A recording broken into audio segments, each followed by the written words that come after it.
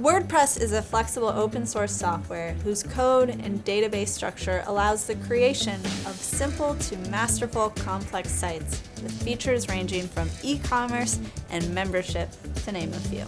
And when you host the website yourself, like on one of GoDaddy's hosting plans, you can use WordPress software to do almost anything.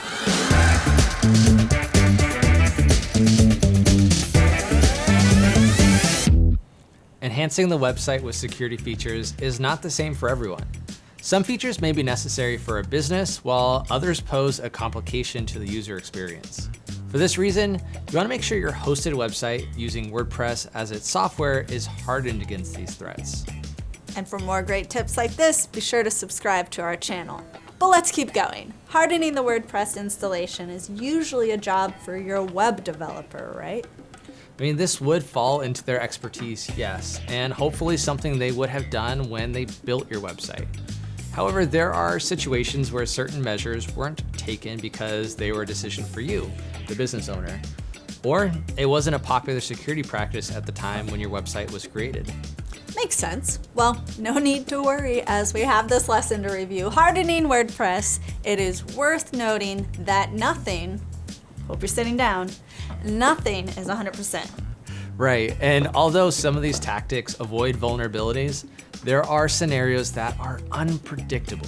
In this lesson, follow the steps to see what you can do to reduce the severity of weak links in your websites. Many of these steps can be executed through a security plugin, so you don't need to know how to insert code. As we go through, use the resource for this lesson to apply these steps when you're setting up your WordPress websites. And full playlist is right here, so there's plenty of great information. Let's begin with hardening WordPress on the hosting server side, like when you have a GoDaddy managed hosting plan or a WordPress install on cPanel hosting. The default file permissions for all files on a WordPress website are typically set to 644. The default directory permissions are set to 755. These permission settings help with access. The easy way to find out what your folders and files are set to is to contact your web hosting support. If these are not your settings, you can change the file and directory permissions through a file manager or FTP software. Next is the option to disable the XMLRPC.php file. Why would the WordPress software include a file that you would then have to disable? Well, simply put, the XMLRPC is a feature that allows for remote updates to WordPress from other applications. So in many instances, this feature is helpful, allowing you to post from your mobile phone. It's also a feature required to use the WordPress Jetpack plugin. So before disabling, check with your website developer to see if taking this action will compromise your website features. Most commonly, users will do this through a security plugin. And if doing it manually, you can edit the code in your .htaccess file to turn it off completely. Another security measure on the server side is installing an SSL certificate. It is a standard recommendation that every website should have an SSL certificate. An SSL certificate secures traffic, helps protect users against phishing, and it can boost search rankings, which is awesome. As mentioned in the previous lesson, this can be purchased through your web hosting.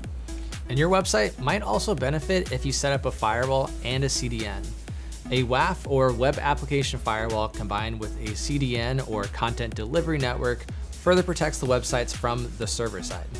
There are a series of plugins that can set up and control firewall settings. Once purchased and set up, you can go into the firewall settings and enable geo-blocking, which, did you know this? Geo-blocking means it can block an entire country from accessing your site. Again, this depends on your website needs, and it might not be a wise choice on websites with international visitors. The WAF might also help speed up your website since it blocks the known bad visitors and allows the good ones to access your site. Another thing you can do from the server side is to edit the PHP to INI file to disable PHP error reporting. So disabling this can prevent hackers from gaining vital information about your website and its environment. This is also something to be discussed with your website developer, as they may need error reporting when debugging issues on your website. Moving on from options from the hosting server, let's explore what can be done inside the WordPress admin to improve security. like the role of WordPress administrator, which grants full access and control over the WordPress dashboard. The administrator can install plugins, adjust themes, add users, manage widgets, and publish posts and pages. And these privileges mean that this role should be protected. And when WordPress is set up, it creates an admin account with the username admin. Since this is standard, hackers look for that username when trying to gain access to the website. If the install has the default admin, you should remove that user. So do this by creating a new admin level user with a more personalized username, so you can then log in as your new username and then delete the user admin. Additionally, only assign the admin role to a user who needs that permission. In instances when a website is using WordPress multi-site, there is a role for super administrator who has control over the entire network, and the same rule applies. Also, be aware of the different user roles on WordPress, making sure not to give someone more access than they need. Admins can control everything. Editors can create and edit posts and pages. Contributors can create, publish, and edit their own posts and pages, but cannot publish them. Always use strong passwords and obscure usernames. I remind myself of this often. Specific WordPress security plugins can force users to create only strong passwords.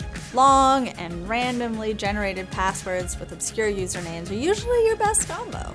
And this way, no one is hacking your website because a person on your staff used the password 123. Guilty, I've done it once, never again. I must leave this conversation.